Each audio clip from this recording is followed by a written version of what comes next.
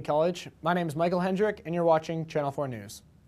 Today, we have a variety of news stories from the IT offices to the history of Appleby's residential student houses. Going international, we now have Connor Keat interviewing German student Josie Bernard. Guten Tag, mein Name ist Connor. Das ist Josie, sie ist aus Deutschland. Wie gefällt dir Appleby? Appleby gefällt mir sehr gut. Es ist eine sehr schöne Schule mit einem großen Campus und die Leute sind alle super nett. Es gefällt mir sehr gut. Ja. Was für Sportarten machst du? Ich spiele Tennis im Frühling. Im Moment probiere ich Basketball zu spielen. Das klappt nicht so gut, aber eigentlich Tennis. Wo lebst du in Deutschland? Ich lebe in Osnabrück. Das ist eine kleine Stadt im Nordwesten. Wie ist das Wetter in Deutschland? Das Wetter ist eigentlich wie hier. Also ziemlich kalt und ungemütlich. Sprechen Sie Deutsch? Ich denke, ich spreche Deutsch. Danke, Josie. I know you all speak German, so I hope you enjoyed it.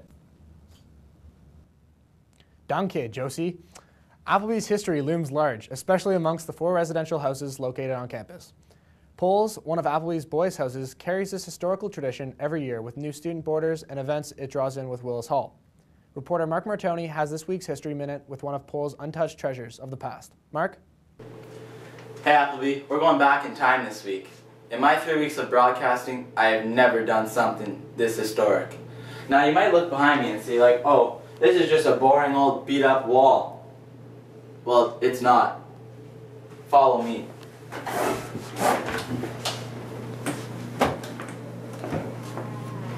The light bulb was invented in the 1800s. Now, for those of you who stayed in Poles, well, this is what it would have looked like if you had come here in 1990, prior to the renovation of this building.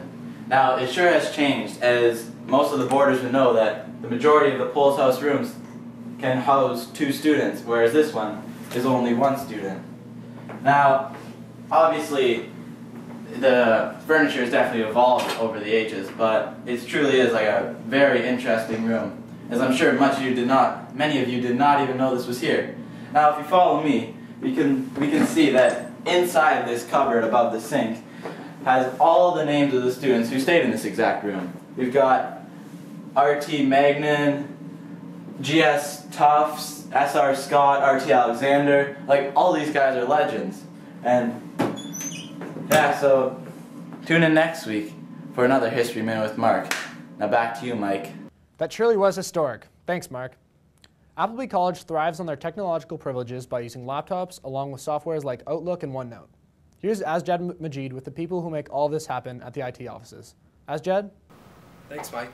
So I'm here with Mr. O'Connell at the Williams Technology Information Center. Nice to see you again. So, Mr. O'Connell, what do you basically do? Like, what is your position as an IT guy? Well, I am a help desk representative here at Appleby College. I've been here for about 5 years now, and I also worked here as a co-op student, actually, when I was in college. Okay. And my, primary role is to provide IT support or general technical support for everybody on campus, parents, students, teachers, whoever. So everything from fixing computers like laptops and that to fiddling with little electronic stuff like this USB stick I've got here. So what are you basically doing right now? Well, I had somebody come in and their USB stick was damaged. You can see I have it taken apart. So the idea is they have a USB stick like this guy, and the metal end came out. Right. Broke one of the pins off of it, so he was wondering if we can get some data off of it. Obviously it's broken. Right. So what I've done here is I've kind of taped the 2 pieces down to my little table here, and I've soldered with my trusty soldering iron. I've soldered a few wires on there, and I'm trying to kind of connect this end back on so I can see if I can plug it into a computer and get it working. Right. So what do you think what do you think the common difficulties are that students face with IT-related products here? Not so much like this, actually. It's more laptop-related stuff. So OneNote syncing issues right now are we're trying to kind of iron out all the wrinkles, I guess, and viruses are still pretty big, especially among the younger kids here. Downloading games, are they? Yeah. No comment. Well, thank you very much, Mr. O'Connell. Yeah, no problem, anytime. And back to you, Mike. Thanks, Asjad.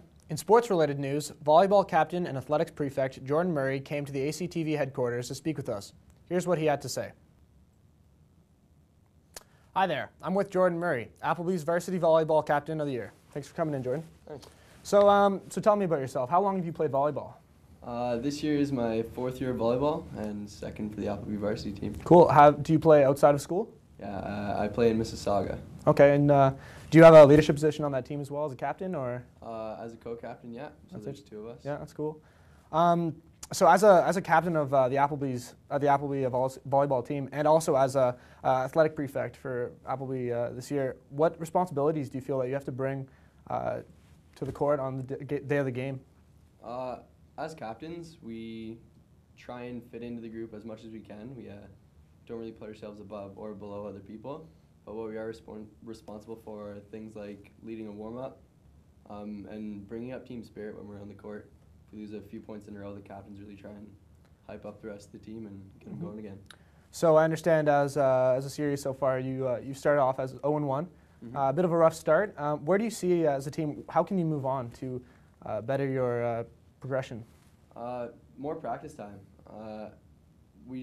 We haven't seen the court that much. It's hard with all of the other Appleby teams that are practicing, but get on the court more and get some more chemistry between the players, and we're really starting to improve. Yeah.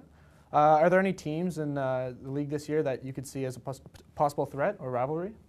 Probably Crescent. Crescent and us have both declared for OFSA this year, so we'll be playing against each other for a spot to go to OFSA. Okay. So those games are certainly very important. Great. All right. Well, thank you for coming in and talking to us today. Thanks. Thanks. That's all.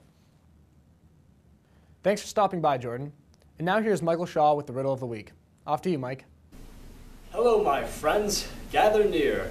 I have for you a riddle. Now lend me your ears. If you have it, you do not tell. If you know it, you do not want it. And if you receive it, you don't know it. Think about it. Give your address, but only one can be the winning guess. Thanks, Mike. Temperatures are getting colder, so make sure to get your jackets on. Here's more on temperature and weather with Osama Khan. This is your weatherman, Osama Khan, and it's fall season. Leaves are changing color, a little yellow here, some orange here. And yeah, as you can see, the temperatures are decreasing every day. We're not expecting them to get much warmer. And it's also pretty windy, as you can see by these leaves. And that's all I have for this week's weather. Excuse me, let me go text my dad now. That concludes our show here at Channel 4 News. You stay classy, Appleby College.